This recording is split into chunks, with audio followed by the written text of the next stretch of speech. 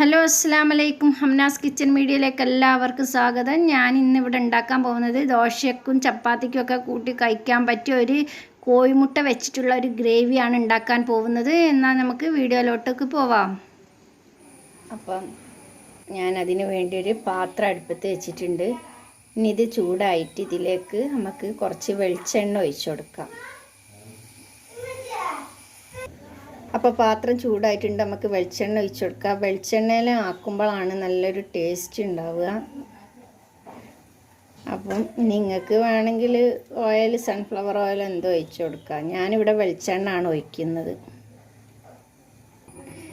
ഇനി നമുക്കിതിലേക്ക് കുറച്ച് ഇഞ്ചി വെളുത്തുള്ളി ഇട്ടുകൊടുക്കാം.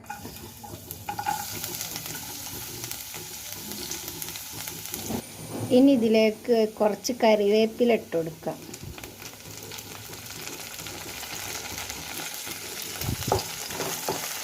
എന്നിട്ട് ഇത് നന്നായിട്ട് ഇളക്കി കൊടുക്കുക. ഈ ഇഞ്ചിൻ്റെ വെളുത്തുള്ളിൻ്റെ ഒക്കെ ഈ പച്ച മണം മാറുന്നത് വരെ ഒന്ന് നമുക്ക് വഴറ്റി കൊടുക്കുക.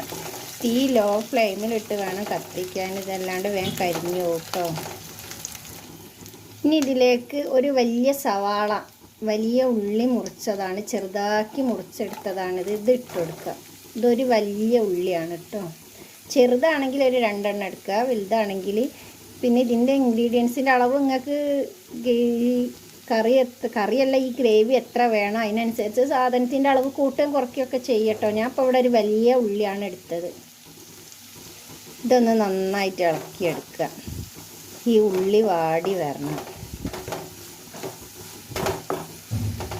കുറേ വീഡിയോ ഒക്കെ ഇട്ടിട്ട് സുഖമില്ലാനും വീട്ടിലെല്ലാവർക്കും കൊറോണ ഒക്കെ പിടിച്ച് പഠിച്ചോൻ സഹായിച്ച് അത് സാരമില്ലാണ്ട് അങ്ങനെ പോയി. ഇപ്പം എല്ലാവരും അസുഖമൊക്കെ മാറി. അപ്പോൾ ഒരു വീഡിയോ എടുക്കാമെന്ന് വിചാരിച്ച് അങ്ങനെ ഇട്ടതാണ്. അപ്പോൾ ഈ വെല്ലുള്ളി വയന്ന് വരാൻ വേണ്ടി നമുക്ക് വേഗം കുറച്ച് ഉപ്പ് ചേർത്ത് കൊടുക്കുക. അപ്പം വേഗം അങ്ങോട്ട് വയന്ന് വന്നോളും. ഇനി നമുക്ക് ഇതിലേക്ക് ഒരു പച്ചമുളക് ചെറുതായി മുറിച്ചത് ഇട്ട് കൊടുക്കുക. കാരണം ഒന്നേ എടുത്തിട്ടുള്ളൂ. ഞാൻ ഇതിൽ മുളക് പൊടി ചേർക്കുന്നതിനെ കൊണ്ട് ഒരു പച്ചമുളകാണ് എടുത്തത്.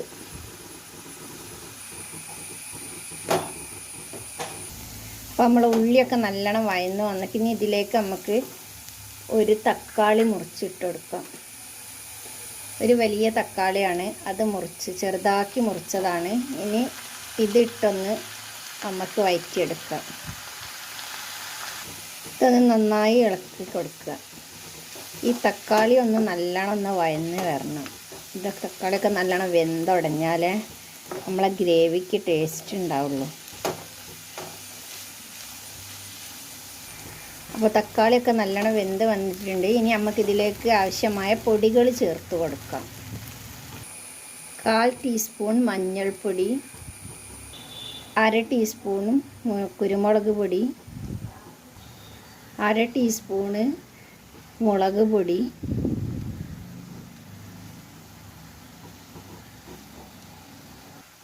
1/2 ടീസ്പൂണ് മല്ലിപ്പൊടി, 1/4 ടീസ്പൂൺ ഗരം മസാല.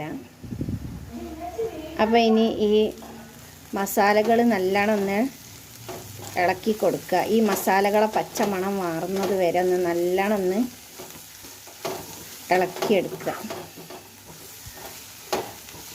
എരിവിനനുസരിച്ച് മുളക് പൊടിയും കുരുമുളക് പൊടിയൊക്കെ നോക്കിയിടണം കേട്ടോ. മറ്റ് എരിവ് കൂടുതലാവും. നമ്മൾ ഓരോരുത്തരുടെ എരിവിനനുസരിച്ച് പൊടികൾ ചേർത്തിയാൽ മതി.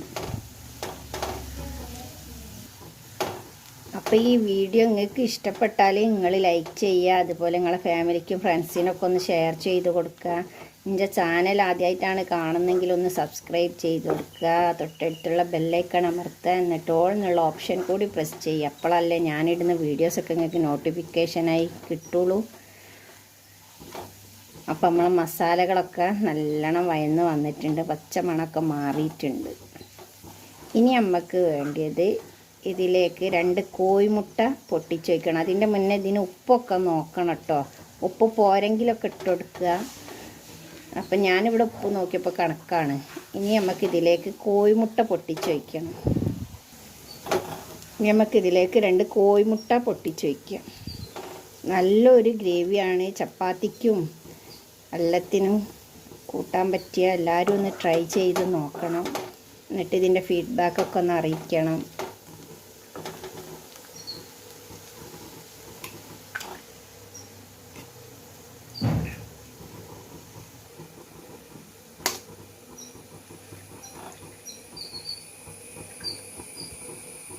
ഇനി ഇത് നന്നായി ഇളക്കി യോജിപ്പിക്കും.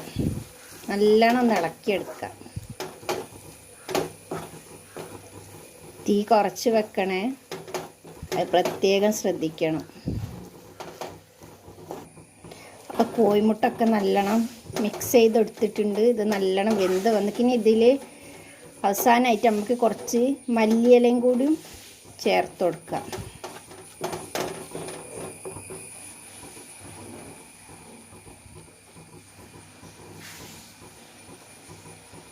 ഇനി ഇതൊന്ന് നന്നായിട്ട് ഇളക്കി കൊടുക്കുക. അപ്പം നമ്മളെ ഗ്രേവി ഇവിടെ റെഡി ആയിട്ടുണ്ട്.